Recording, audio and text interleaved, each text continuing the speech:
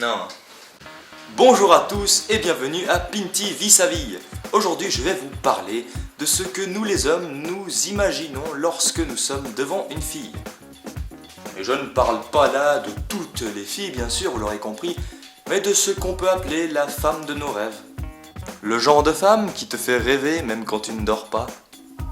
Nous allons simplement schématiser ce qui se passe dans notre tête par ça. Oui. Alors oui, vous vous demandez certainement ce que c'est que ça. Eh bien c'est simplement un moyen de schématiser toutes les étapes à passer avant de combler la belle. Donc vous l'aurez compris, nous avons tout en haut le moment où elle est amoureuse de vous, et tout en bas le moment où vous n'avez strictement plus aucune chance et qu'elle vous déteste. Maintenant nous allons placer les règles du jeu, voulez-vous? Quand vous dites un truc qui lui plaît, la barre monte. Quand vous dites une connerie, la barre descend beaucoup.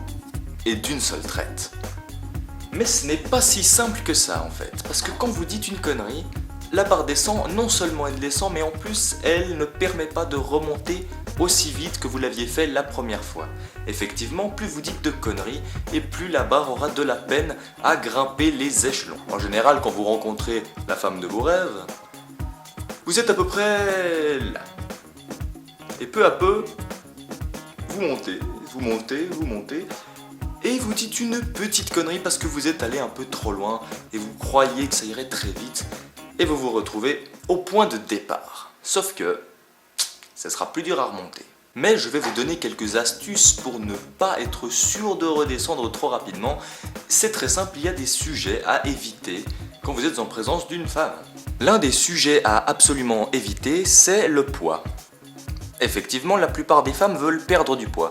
Le jour où elles comprendront qu'elles sont beaucoup plus jolies avec des petits kilos en trop, peut-être qu'on pourra en reparler. Ensuite, il ne faut pas lui demander trop vite si elle a un copain, parce qu'évidemment là, elle va tout de suite comprendre où vous voulez en venir. Mais rassurez-vous, il y a des astuces pour contourner la question. Est-ce que t'as un copain? À la place d'utiliser cette phrase complètement nulle à chier et qui vous fait perdre toute votre crédibilité, pensez plutôt à faire ça. Tu sais, l'autre jour, là, j'étais au bord du lac avec tous les copains, là, puis y a un connard au loin, comme ça, il me siffle, puis il me fait « Ah, t'es trop bonne, toi », comme j'ai trop pas kiffé, tu sais. Puis ton copain, il t'a pas défendu, non? Ah mais non, mais j'ai pas de copain, moi. Évidemment, ce n'est pas la seule astuce pour savoir s'il y en a un, mais au moins, si vous le savez, ça minimise les risques. Minimise.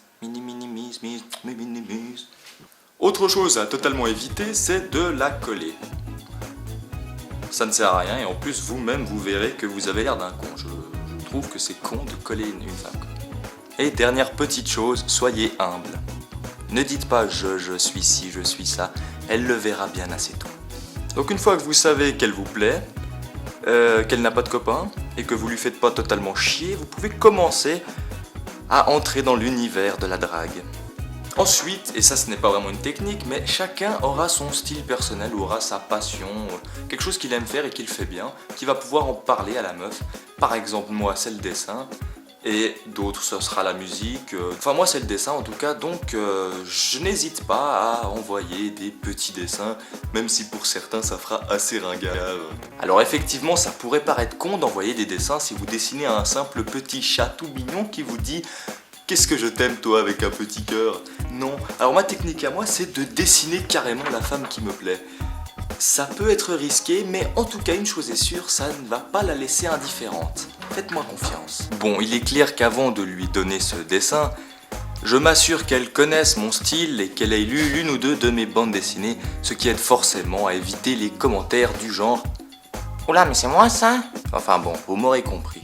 Bon, une fois que vous êtes passé de là à là, et il vous reste juste un tout petit échelon à franchir avant qu'elle soit dingue de vous, eh bien ne vous réjouissez pas trop vite. Il va falloir mettre le paquet car ce petit échelon est beaucoup plus dur à passer que tout le reste. Et pour finir, une fois que c'est enfin tout en haut dans la barre du beau cœur, il ne vous reste plus qu'à avoir les couilles pour oser franchir le pas et lui avouer votre flamme. Voilà, j'en ai fini pour aujourd'hui. Je vous donne rendez-vous pour une prochaine dans Pinty vit sa vie. Et en attendant, n'oubliez pas d'écrire un joli poème à la femme de vos rêves. Shake your ass, baby, shake your ass. I'm not Scooby-Doo.